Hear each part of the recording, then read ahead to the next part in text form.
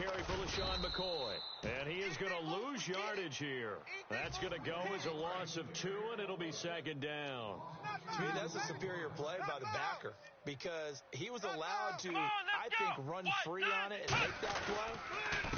His defensive linemen, they covered things down for him because offensive guys, the linemen, what they're trying to do, as you know, is block the guy at the point of attack and then climb to the next level and get the linebacker. When you're not allowed to climb, you got a free hitter, and that's what we saw there, and a really nice play resulted for them. We got 4. We got 4. Come on, play clock winding down.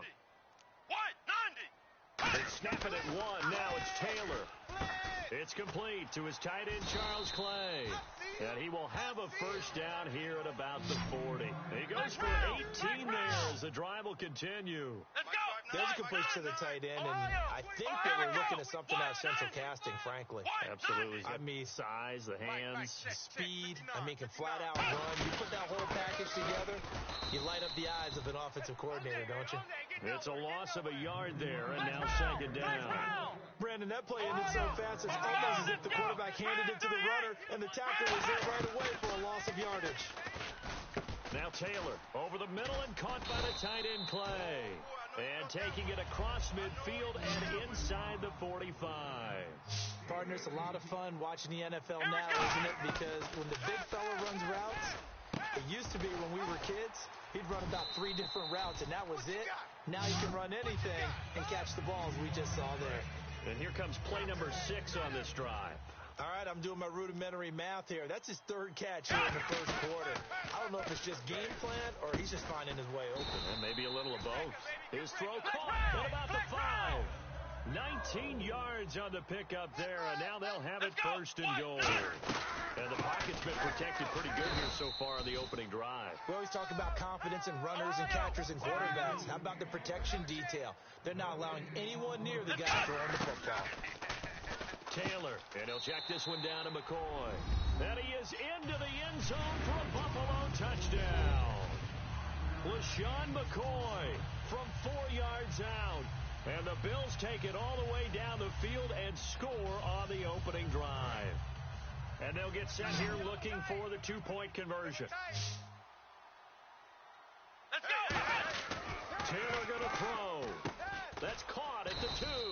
And he is not going to make it. They stop him up short, and this will remain a 6-0 ball game. Let's go.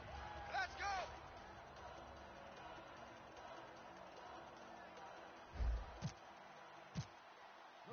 The kickoff team on the field now as they will send this one away.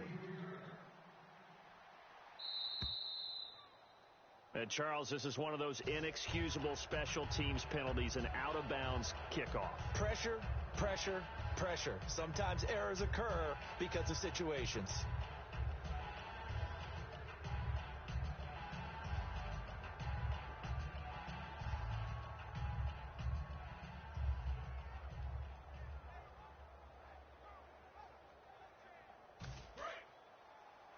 Tight, watch left. Tight, watch left. 3 down. Hey, check. 3 down.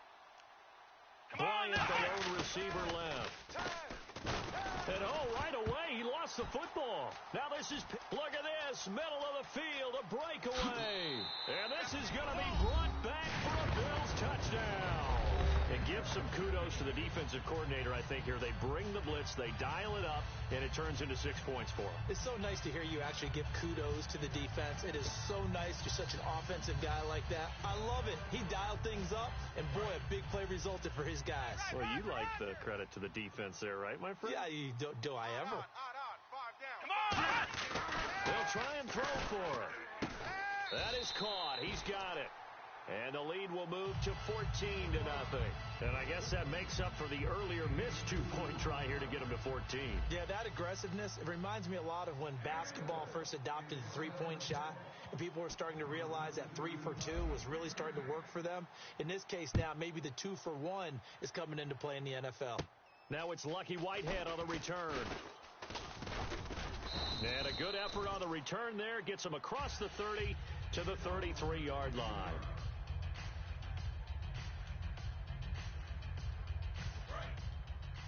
Got double tight. We got three. On 1st and 10, Prescott. And his first pass is incomplete. Gavin Escobar, his big tight end, was the intended receiver. And that'll bring up 2nd down. Here's the offense, and I don't know what more you can say at this point in his career about Jason Witten. You just give him full respect. This is a guy who knows how to do everything on the football field. Not just catch the ball, but huge in the run game with his blocking at the line of scrimmage. Here we go. White, 90. They play fake to Elliott. Now Prescott. And he comes back with one complete. They give him 14 yards that time and a fresh set of downs. So much goes into a successful play, doesn't it? How about that play action there, freezing the defense just enough to bring the tight end free downfield for the completion.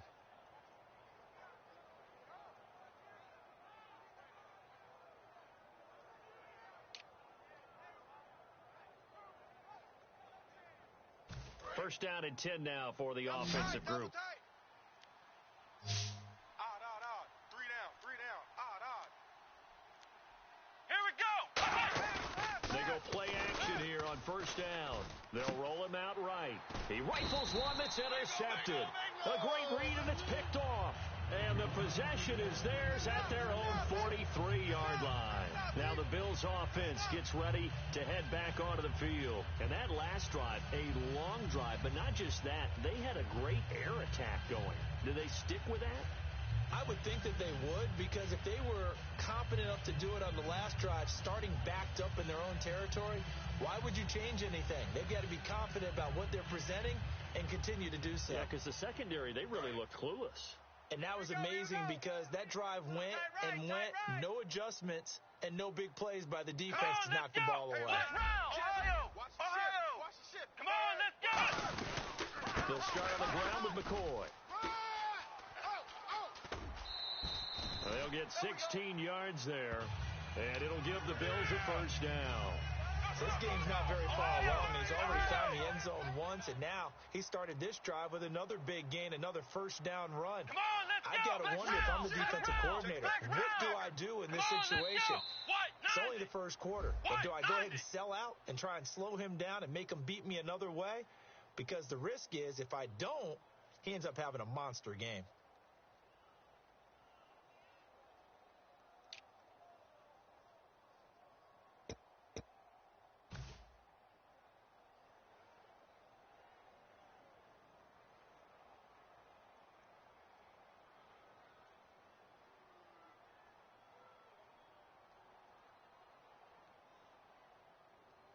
First and 15 here behind the chains. They come up in an empty set. 4 wide receivers, 1 tight end. Come on, let's go. From the shotgun, it's Taylor. Wide open receiver complete. And he goes down, but not before getting this inside the 25. And he's the epitome of what we call the move tight end. A guy that you can line up anywhere. In the slot, out wide, in tight. Doesn't really matter because he has such great skills. You want to utilize him in all aspects of your passing offense. And there he was in the slot for the catch. Now that was well defended. And as a cornerback, what you're taught when you see a wide receiver screen, either you get underneath the play before the blocking forms, or you're going to have to fight your way through it by getting through some blocking. That was a really nice play there.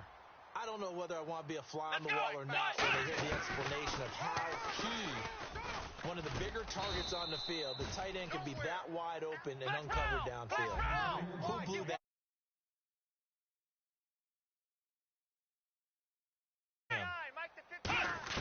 On second down, Taylor. That's caught at the 2. That catch good for 5. It's third down.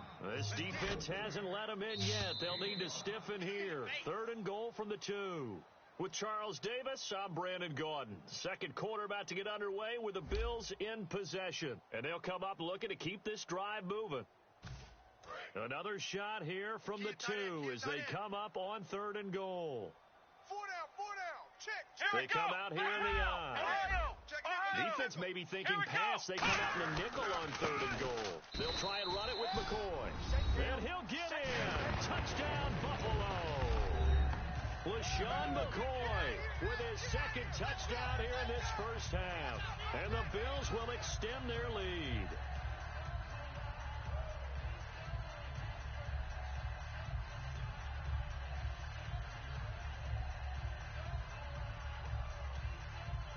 And they will line up now for the two-point try. Tight end to the left, tight end left. Let's go. Brand 38. Brand 38.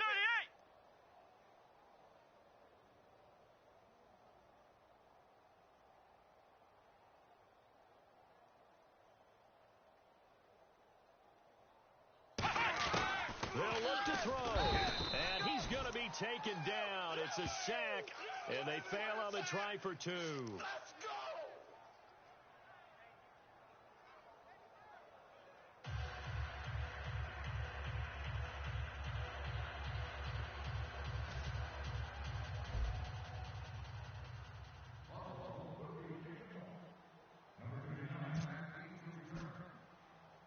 Here's the Bills kickoff unit now as they will send this one away. Short boot, taken at the 21. And they're going to wind up with pretty good starting field position as they get it up past the 35. And now Dallas gets set to take the field. And following the interception, just any interception, are you a little bit more cautious when you start that next drive, or no, you just throw that out the window? I think you are. I don't think that there's any way you can run back out there and go, totally didn't affect me. Let's just go ahead and be loose with the football again. You're going to take care of it, but you have to be careful about being too cautious because now you can't run any offense at all. Still want to attack. We'll see how they attack them here. Ringo. All right, T, let's try. All right, T. Let's go. Brand 38. Mike, 53. Brand 38. They go back to the air here after the INT on the last drive. And this one caught by Dez Bryant.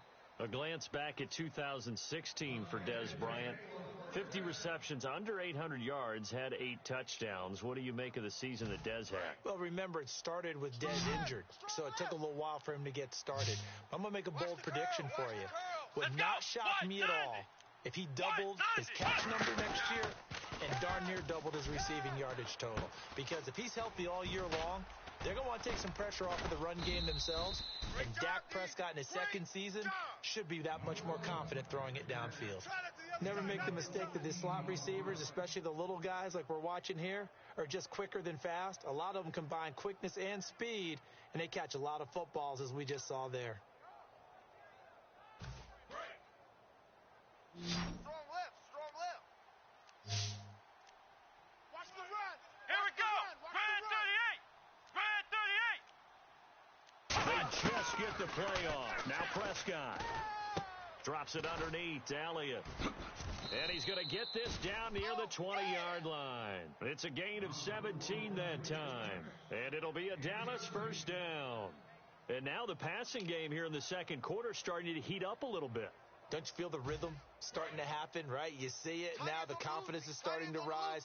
I think now as a play caller, because that has happened, you lean on it a little bit more. You don't go totally away from running the football, but you do say, guess what? We can throw it. We can throw it well with a whole lot of confidence. A loss of a full 3 yards, and now it's second down. But there's another example of why they haven't scored any points so far. I think it's time to abandon the run game, spread things out, and go to the air. It certainly can't be any worse than what they've done so far. And a short gain here, down to the 22. Partner, I know you call the play-by-play, but you know your ball. If I throw these numbers at you, all right, 6 yards shy of 2,000 of total yards from scrimmage for a rookie running back. What do you think? Sounds like me in high school. Sounds like you doing it, right? It's really fascinating in what he was able to do. The thing for me, though, he did that as a rookie. Where do you go from here? I mean, can you keep going up from those numbers your sophomore campaign? I think that you can. He's had examples of that preceding him in the NFL. Some guys who are in the Hall of Fame right now. Remember, he had 16 total touchdowns because it's not just his ability to run it. He can catch it out of the backfield as well. No one plays harder than this guy does, down in and down out. I think he's just going to keep getting better.